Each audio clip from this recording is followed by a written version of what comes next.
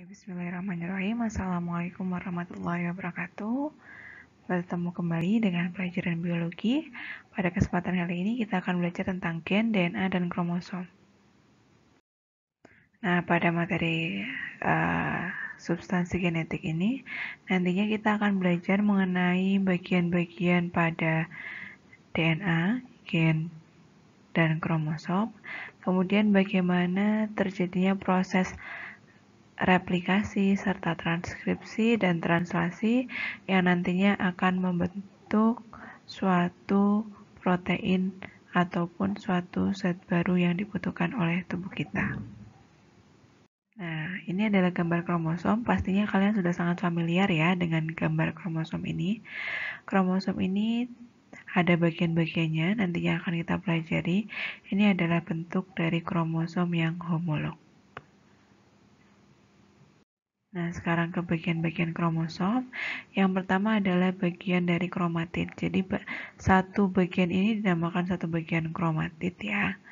Bagian kromatid. Kemudian nomor 2, titik nomor 2 ini adalah bagian tengah yang mana akan terjadi pelekatan pada bagian benang-benang kinetokor untuk proses pembelahan. Dia akan melekat pada bagian sentromer. Kemudian yang nomor 3 ini adalah bagian lengannya, lengan pendek, dan yang keempat ini adalah lengan panjang. Jadi pada bagian tengah ada sentromer, kemudian bagian-bagian yang antara sentromer itu disebut sebagai lengan. Nah, letaknya kromosom DNA itu di mana? Letaknya berada di dalam sel, yaitu pada bagian inti selnya ya. Nah, nanti Ustaz akan menjelaskan bagaimana sih proses pembentukan dari yang awalnya DNA menjadi kromosom. Kita tahu juga bahwasanya kromosom dalam tubuh manusia itu ada 46 kromosom ya. Tuh, nah ini adalah bagian-bagian dari DNA-nya, nantinya kita juga akan pelajari ini. Kemudian ini proses penggulungan dari DNA menjadi kromosom. Seperti itu. Substansi genetika itu apa sih? Substansi genetika itu adalah suatu zat ataupun suatu hal yang mana dia mempunyai pengaruh besar dalam seluruh peristiwa metabolisme di dalam tubuh kita, yang mana dia menjadi pusat informasi awal untuk terbentuknya suatu proses-proses kimiawi, kayak misal pembentukan mata, pembentukan hidung, pembentukan organ-organ lain. Itu awalnya berasal dari materi genetik awal dari suatu organisme tertentu. Nah, di situ kita akan mengenal yang namanya DNA atau deoksiribonukleik acid ya. Dan selain DNA kita juga akan mengenal RNA atau ARN, yaitu ribonukleik acid. Nah, DNA dan RNA ini sama-sama menjadi digolongkan sebagai asam nukleat ya, karena memiliki rantai yang sama, hanya berbedanya dia double helix atau single helix seperti itu. Kemudian DNA RNA merupakan tempat penyimpanan informasi genetik, itu yang DNA. Kalau yang RNA lebih banyak untuk proses kegiatan dari pembuatan protein seperti itu.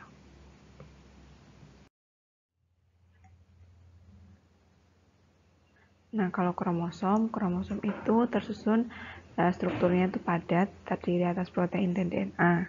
Kemudian struktur kromosom ini biasanya dapat terlihat jelas pada saat tahapan metafase pada proses pembelahan sel ya.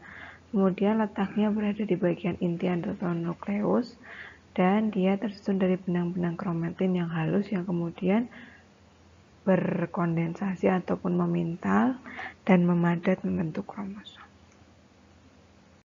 Kalau nukleosom ini adalah unit dasar kromosom. Ini artinya dia berasal dari pintalan DNA dan protein histon.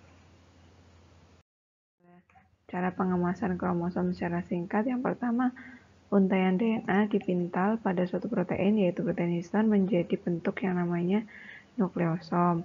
Kemudian nukleosom membentuk benang-benang yang lebih padat dan terpintal menjadi lipatan namanya solenoid. Nah, solenoid ini akan membentuk benang-benang kromatin. Kromatin akan tersusun membentuk kromosom. Nah, ini kalau digambarkan ya, ini awalnya ada DNA helix ganda ya. Ini adalah rantai DNA. Rantai DNA ini kan panjang sekali pada setiap organismenya ya. Nah, untuk memudahkan dalam pengemasan di dalam kromosomnya agar bisa masuk ke dalam inti, maka dia akan dibuat kayak buat lipatan-lipatan ataupun ikatan-ikatan. Nah, awalnya DNA ini akan dibantu dipintal oleh namanya protein. Bagian merah-merah ini adalah protein histon yang membentuk nukleosom. Jadi nukleosom itu bentuknya seperti manik-manik ya. Nah, nukleosom ini akan membentuk suatu solenoid, membentuk pintalan-pintalan namanya solenoid. Solenoid ini akan membentuk benang-benang kromatin yang lebih banyak lagi pintalannya. Nah, benang-benang kromatin ini nantinya akan membentuk kromosom. Nah, kromosom ini nantinya akan bisa disimpan di dalam inti sel. Bagian-bagian dari kromosom ada kromomer, ada sentromer, ada kinetokor, ada satelit, dan ada telomer ya. Telomer itu kalian kalau masih ingat pada awal pembelajaran biologi sempat dibahas ya, telomer pada bagian kromosom yang mempengaruhi umur ataupun tingkat stres seseorang. Nah, ini bagian-bagiannya ya. Yang pertama ini adalah bagian telomer, biasanya itu pada bagian ujung.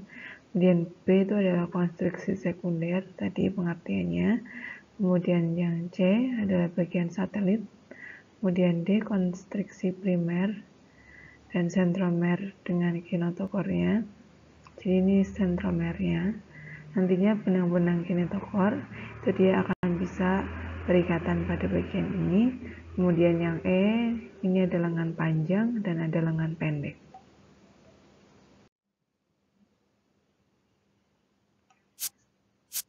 Nah, ini adalah gambar kromosom ya. Nah, saat ini kromosom sebelum terjadinya proses replikasi. Nah, kromosom ini saat bereplikasi ini dinamakan sebagai kromosom homolog. Nah, kromosom homolog satu ini namanya kromatid, sedangkan kalau dua ini namanya kromosom homolog. Ya, berarti ini ada dua kromatid. Seperti itu bagian-bagian kromosom.